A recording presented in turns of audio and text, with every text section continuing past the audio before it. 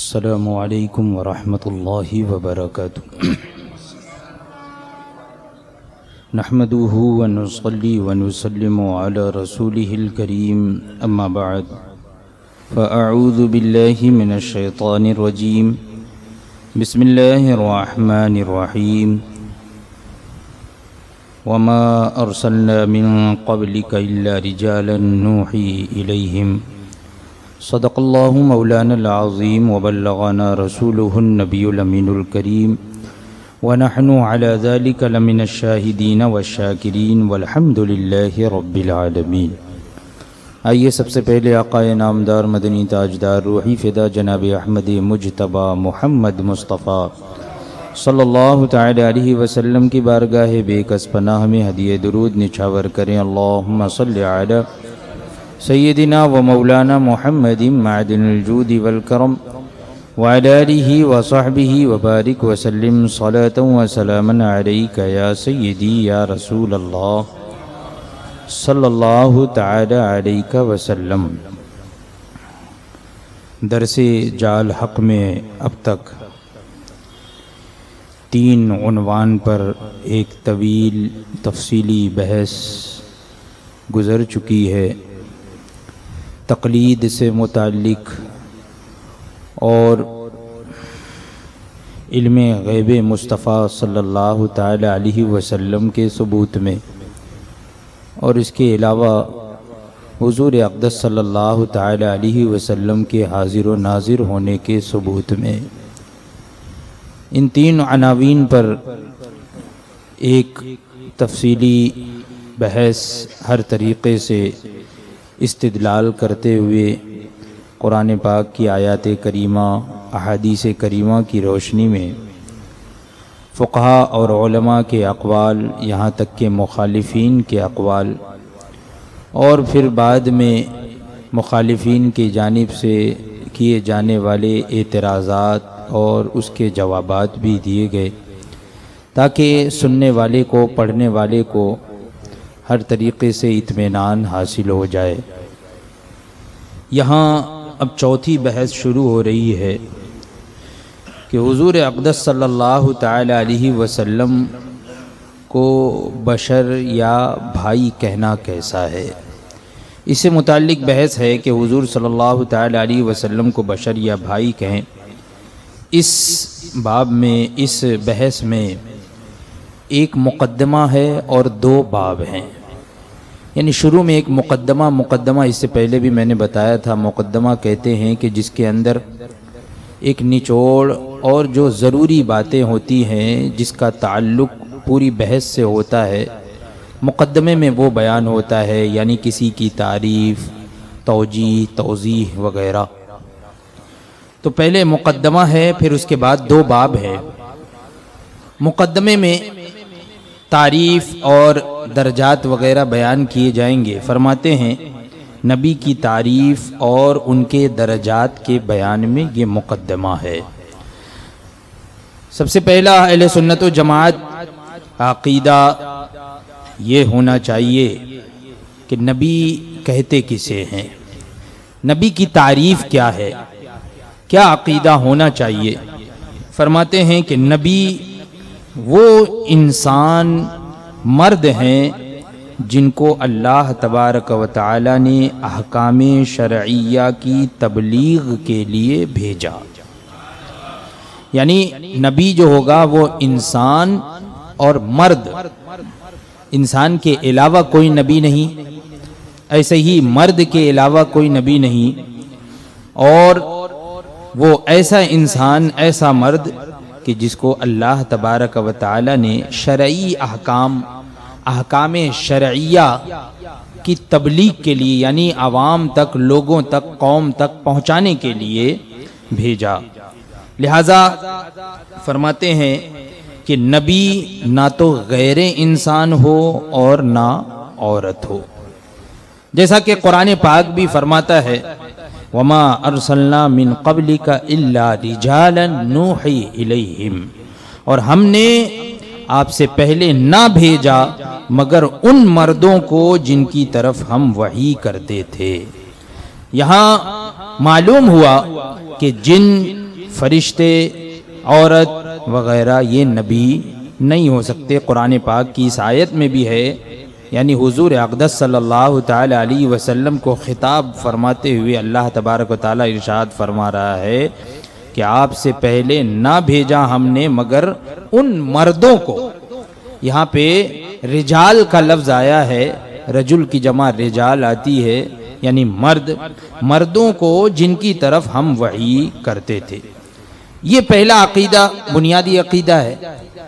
एक और अकीदा अंबिया किराम से मुताल्लिक ये, जैसा कि बाहर शरीयत वगैरह में भी है, कि नबी हमेशा आला ख़ानदान और आली नसब में से होते हैं। नबी जो होंगे तो वो आला ख़ानदान और आली नसब में से और नहायत उम्दा अखलाक को उनको अता होते हैं। जलील कौम और अदना हरकात से महफूज होते हैं। जलील कौम से भी महफूज होते हैं और अदना हरकात से भी, यानी ऐसी हरकतों से भी महफूज होते हैं कि जिसे देखकर आदमी तनफ़ुर करे या शुबह का शिकार हो, बल्कि उनके अखलाक उम्दा होते हैं। बुखारी शरीफ पहली जिल्द इसके शुरू में है कि जब हिरक़्ल बादशाह रूम का जो बादशाह था हिरक़्ल, उसके पास हुजूर अक़दस सल्लल्लाहु ताला अलैहि वसल्लम का फरमाने आली पहुंचा कि अस्लिम तस्लम, यानी इस्लाम ले आ तो सलामत रहेगा। ये हुजूर ने फरमाया तो हिरक़्ल ने हज़रत अबू सुफियान को बुलाकर और हुजूर अलैहिस्सलातु वस्सलाम के मुताल्लिक कुछ सवालात किए। तो उसमें से पहला सवाल ये था कि कैफ़ा नसबुहु फीकुम, ये सवाल किया कि तुम में उनका ख़ानदान और नसब कैसा है तुम्हारे अंदर। हज़रत अबू सुफियान भी कुरैश से हैं, तो इसलिए उनसे पूछा कि तुम्हारे दरमियान, तुम्हारे कबीले में उनका नसब और उनका ख़ानदान किस दर्जे का हामिल है। तो हज़रत अबू सुफियान ने कहा हुआ फ़ीना ज़ू नसब, वो हम में नहायत आला ख़ानदान वाले, यानी कुरैशी हाशमी मुत्तलबी है। इसके जवाब में हिरक़्ल ने कहा वकज़ालिका रुसुलु तुबअसु फ़ी क़ौमिहा, हमेशा अंबिया किराम आला कौम और आला ख़ानदान में ही भेजे जाते हैं। तो ये भी अलामत और निशानी है अंबिया किराम के लिए। इससे मालूम हुआ कि अंबिया किराम आली ख़ानदान में तशरीफ़ फरमा होते हैं। तंबीहन यहाँ एक बात जिक्र कर रहे हैं, बाज़ लोग ऐसा कहने वाले इस ज़माने में भी हैं, कुछ हैं जो अपने आप को मुसलमान कहते हैं, लेकिन जो है वो गैर अक़वाम की तारीफ़ में इतना गुलू करते हैं कि गैरों की कौमों में भी कुछ लोगों को नबी कह देते हैं, माअज़ल्लाह। कुछ लोगों का नाम लेके नबी कह देते हैं कि वो भी नबी थे, फ़लाँ नबी थे। तो तंबीहन यहाँ पर जिक्र फरमा रहे हैं अल्लामा मुफ्ती अहमद यार ख़ान नईमी अलैहि रहमत व रिज़वान कि बाज़ लोग कहते हैं कि हर कौम में नबी आए, यानी माअज़ल्लाह भंगियों, चमारों, हिंदुओं, बुद्ध, जैनी वगैरह में, तो उन्हीं की कौम से आए, यानी उसमें भी नबी आए और उन्हीं की कौम से आए। लिहाजा जो है वो लाल गुरु, कृष्ण, गौतम बुद्ध वगैरह चूँकि नबी थे इसलिए उनको बुरा मत कहो, ऐसा ये बाज़ लोग कहते हैं। इस ज़माने में भी कुछ लोग ऐसे हैं जो ऐसा कहते हैं। और दलील में ये कहते हैं कि कुरान फरमाता है लिकुल्ल कौमिन हाद, दलील में कुरान की ये आयत का जुज़ पेश करते हैं कि लिकुल्ल कौमिन हाद, के हर कौम में हिदायत देने वाला है, हर कौम में हादी है, लिहाजा वो उनके कौम के एतबार से वो हिदायत करने वाले हैं, यानी वो भी नबी माअज़ल्लाह। तो नीज़ बाज़ लोग ये कहते हैं कि औरतें भी नबी हुई हैं, क्योंकि हज़रत मूसा अलैहिस्सलाम की वालिदा और हज़रत मरियम रदी अल्लाह ताला अन्हा को जो है वो वही हुई, और जिसको वही हो वो नबी होता है। जैसा कि कुरान पाक में है व औहैना इला उम्मी मूसा, हमने मूसा की वालिदा को वही की, और वही नबी पर होती है। तो इससे पता चला कि औरत भी नबी हो सकती है वगैरह, तो लिहाजा ये औरतें नबी हैं, ये बाज़ लोग कहते हैं इस तरीके से। मगर ये दोनों कौल फरमाते हैं कि गलत है, ये गलत है। अव्वल तो इसलिए, पहले तो ये इसलिए कि जो ऊपर आयत बयान की वो पूरी आयत बयान नहीं की। लिकुल्ल कौमिन हाद, ये पूरी आयत बयान नहीं की और तर्जमा भी दुरुस्त नहीं किया कि हर कौम में से हादी है, हर कौम का हादी होता है, ये हर कौम, ये तर्जमा भी दुरुस्त नहीं है। आयत पूरी इस तरीके से है, इन्नमा अंत मुंजिरुं वलिकुल्ल कौमिन हाद। हुजूर को खिताब हो रहा है, इन्नमा अंत मुंजिरुं वलिकुल्ल कौमिन हाद, के महबूब तुम डर सुनाने वाले हो और तुम हर कौम के हादी हो, तुम हर कौम के हादी हो, है ना। यहाँ पे खिताब हुआ हुजूर से कि तुम हर कौम के लिए हादी हो, हर कौम के लिए हादी बन के तशरीफ लाए। यानी हर कौम का हादी होना ये हुजूर अलैहिस्सलातु वस्सलाम की सिफत है। और अंबिया खास खास कौमों के नबी होते थे और ऐ महबूब तुम हर कौम के नबी हो। यहाँ पे ये बताना है कि अगले जो अंबिया किराम जो तशरीफ़ लाए तो ख़ास ख़ास कौम के लिए तशरीफ़ लाए, लेकिन हुजूर तशरीफ़ ला रहे हैं तो सारी कायनात के लिए नबी बनकर तशरीफ़ ला रहे हैं, हादी बनकर तशरीफ़ ला रहे हैं। और ऐ महबूब तुम हर कौम के नबी हो। और अगर मान भी लिया जाए बिलफ़र्ज़ बफ़र्ज़ मुहाल, चलो तुम्हारी बात एक मिनट के लिए अगर ऐसे ही तसव्वुर कर लो या जहन में रख लो तुम्हारी बात कि इस आयत की यही माना है कि हर कौम में हादी हुए, तो ये कहाँ है कि हर कौम में उसी कौम से हादी हुए, हर कौम के अंदर उसी कौम से हादी हुए, ये कहाँ है? हर कौम में हादी हुए यानी हर कौम का कोई हादी होगा, ये नहीं लिखा है कि उसी कौम से हादी। समझ में आई बात? यानी कोई किसी मजहब वाला है कोई, तो अब उसी मजहब में से हादी हो, ये कुरान पाक में नहीं है, ये कहीं जिक्र नहीं है। तो फरमाते हैं कि ये कहा है कि हर कौम में उसी कौम से हादी हो सकता है कि अशरफ कौम में नबी आए और वो उनके लिए हादी बने, लेकिन आला कौम में अशरफ कौम में नबी आए, दीगर कौमें भी उनके मातहत रही, यानी दूसरी कौमें जो हैं वो उनके नीचे उनके मातहत रही। हुजूर अलैहिस्सलातु वस्सलाम कुरैशी हैं, मगर पठान, शेख, सैयद, गर्जे के सारी कौमों बल्कि सारी मखलूक के नबी हैं, सारी मखलूक के नबी है, ऐसे नहीं कि एक कौम के लिए, सारी मखलूक के नबी हैं। नीज यहाँ पर जो हादी का लफ्ज़ आया है कुरान पाक में, तो हादी आम है, हादी होना, हादी का लफ्ज़ यानी हिदायत देने वाला, राह दिखाने वाला, रहनुमाई करने वाला, उसे कहते हैं हादी। लुग़वी एतबार से देखा जाए तो हादी जो है ये आम है कि नबी हो या गैर नबी, सबके लिए हादी का लफ्ज़ बोला जा सकता है। तो ये माना भी हो सकते हैं कि हर कौम में उस कौम में से बाज के लिए रहबर हुए, यानी राह दिखाने वाले, उनके एतबार से राह दिखाने वाले, ये माना हो सकता है। यानी लुग़वी एतबार से अगर माना लिया जाए, बल्कि महादेव कृष्ण वगैरह की हस्ती का भी कोई शरई सबूत नहीं है जो तुम ये कहते हो, तो इसका कोई शरई सबूत भी नहीं है। कुरान और हदीस ने उनकी खबर ना दी, सिर्फ बुत परस्तों के जरिए उनका पता लगा।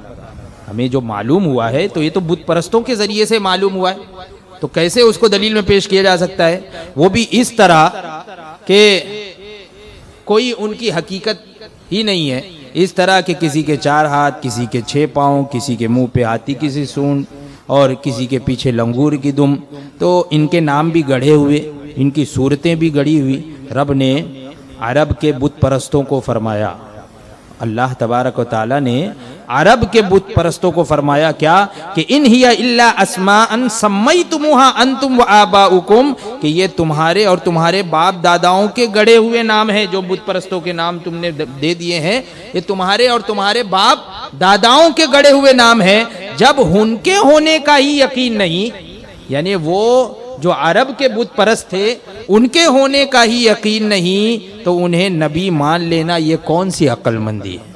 तो जब उनके होने का ही यकीन नहीं है, पता नहीं वो है भी कि ऐसे ही ख्याली पुलाव है, तो जब उनके होने का ही यकीन नहीं है तो फिर नबी मान लेना ये कौन सी अक्लमंदी है? कैसे उन्हें नबी माना जा सकता? दूसरा कौल ये कि जो लोग ये कहते हैं कि औरतों में भी नबी हुए, औरतें भी नबी हो सकती हैं। तो इसलिए गलत है कि हज़रत मूसा अलैहिस्सलाम की वालिदा माजिदा के दिल में, जो कुरान पाक में है वअवहैना इला उम्मी मूसा, तो यहाँ पर फरमाते हैं कि हज़रत मूसा अलैहिस्सलाम की वालिदा माजिदा के दिल में इल्का या इल्हाम किया गया था, जिसे कुरान ने अवहैना से ताबीर किया। यानी वो हकीकत में वो वही नहीं थी जो अंबियाए किराम पर नाजिल होती है, बल्कि कभी कभी इल्का होता है, यानी किसी के दिल में बात डाल दी जाती है, इल्हाम होता है। और अरबी के जो अल्फाज होते हैं ना, तो वो बड़े फसीह बलीग होते हैं, उनमें बहुत सारे मानी जो है वो हो सकते हैं। उसको उर्दू से कंपेयर नहीं करना चाहिए कि अगर वही उर्दू में जिसे कहा जाता है, लेकिन अरबी का लफ्ज़ जो वही है वो आम होता है, उसमें इल्हाम भी आ जाता है, इल्का भी आ जाता है। तो यहाँ पर कुरान ने जो अवहैना से जो ताबीर किया है वो है कि उन्हें इल्हाम किया गया या इल्का किया गया। वही बमाना इल्हाम भी आती है, जैसे कि कुरान में एक जगह है, खुद इसका सबूत कुरान में ही है, जैसे कि देख लीजिए वअवहा रब्बुका इलन नहल, वअवहा रब्बुका इलन नहल, यानी आपके रब ने शहद की मक्खी के दिल में ये बात डाली। यहाँ पर भी शहद की मक्खी को वही आई, तो क्या माज़अल्लाह वो नबी हो गई, है ना। तो यहाँ पर अवहैना, अवहा का लफ्ज आया कि रब ने बात डाली शहद की मक्खी के दिल में। तो यहाँ पर भी वैसे ही है कि हज़रत मूसा अलैहिस्सलाम की वालिदा माजिदा के दिल में हमने बात डाली, इल्का की। यहाँ वही बमाना दिल में बात डालना है। हज़रत मरियम को जो वो वही जो थी वो तबलीगी नहीं थी। अंबियाए किराम को जो वही होती है वो तबलीगी होती है। तबलीगी का मतलब यानी लोगों को तबलीग किया जाए, वो अहकाम पहुँचाए जाएं, और ना वो तबलीगी अहकाम के लिए भेजी गई थी। और नबी जो होता है वो अहकाम तबलीगिया के लिए भेजा जाता है, अहकाम शरइया की तबलीग के लिए भेजा जाता है, और उन पर जो वही नाजिल होती है वो तबलीग के लिए होती है, लोगों तक पहुँचाने के लिए होती है। हज़रत मरियम रदी अल्लाह ताला अन्हा पर जो इल्का हुआ, तो ये वही जो है वो तबलीगी नहीं थी, ना वो तबलीगी अहकाम के लिए भेजी गई। नीज़ फरिश्ते का हर कलाम वही नहीं और हर वही तबलीगी नहीं। यानी फरिश्ते अगर कलाम करें किसी से, तो फरिश्ते का हर कलाम ये वही नहीं होता, और हर वही तबलीगी नहीं होती। यानी अगर वही भी हो तो वो वही तबलीगी नहीं होती। तबलीगी का मतलब यानी लोगों तक पहुंचाना, वो हुक्म लोगों तक पहुंचाने के लिए नहीं होता, हर वही तबलीगी नहीं। बाद सहाबा ने भी मलाइका के कलाम सुने हैं, और बवक्ते मौत और कब्र हश्र में सभी लोग मलाइका से कलाम करेंगे। हश्र में तो सब लोग फरिश्तों से कलाम करेंगे, मलाइका से कलाम करेंगे, हालांकि सब नबी नहीं है। तो अब इसकी पूरी तहकीक फरमाते हैं कि अगर देखना है तो हमारी किताब शान हबीबुर रहमान में देखो। तो ये एक अकीदा हो गया कि नबी होगा वो इंसान होगा और मर्द होगा, और आला खानदान में, आला कौम, अशरफ कौम आला खानदान में से होगा, अदना में से नहीं होगा। और उसके आदात, अतवार, अखलाक ये उम्दा होंगे, घटिया नहीं होंगे। कोई शख्स, ये भी अकीदा रखा जाए कि कोई शख्स अपनी इबादत और आमाल से नबूवत नहीं पा सकता। इबादत करके कोई नबूवत हासिल कर ले, खूब आमाल करके नबूवत पाले, ऐसा नहीं हो सकता। ये भी एक अकीदा है। ये अकीदा अहले सुन्नत व जमात का ये भी बुनियादी अकीदा है कि कोई भी शख्स अपनी इबादत और आमाल से नबूवत नहीं पा सकता। नबूवत महज अताए इलाही है, अल्लाह की अता है। जिसे चाहता है वो अपने अल्लाह तबारक व तआला अपने महबूब बंदों में से जिसे चाहता है वो नबूवत के दर्जे पर फायज फरमाता है। अल्लाहु अअलमु हैसु यजअलु रिसालतह, कुरान पाक में भी है कि अल्लाह खूब जानता है कि जहाँ अपनी रिसालत रखे, यानी जिसे अपना नबी, अपना रसूल बनाए। और गैर नबी खा गौस हो, कुतुब, अब्दाल या कुछ और, ना तो नबी के बराबर हो सकता है और ना उससे बढ़ सकता है। ये चंद बातें मुकद्दमे में ज़िक्र हो गई, ताकि इसको अब आगे जो बयान होगा तो ये तमाम अकायद और ये तमाम बातें, ये उमूर, ये चीज़ें जहन नशीन रहें, ख्याल में रहें कि नबी कौन होता है, उसकी तारीफ़ कौन है, कौन नबी नहीं बन सकता। तो ये एक निचोड़ यहाँ पर बयान कर दिया गया है। अब यहाँ से पहला बाब शुरू हो रहा है।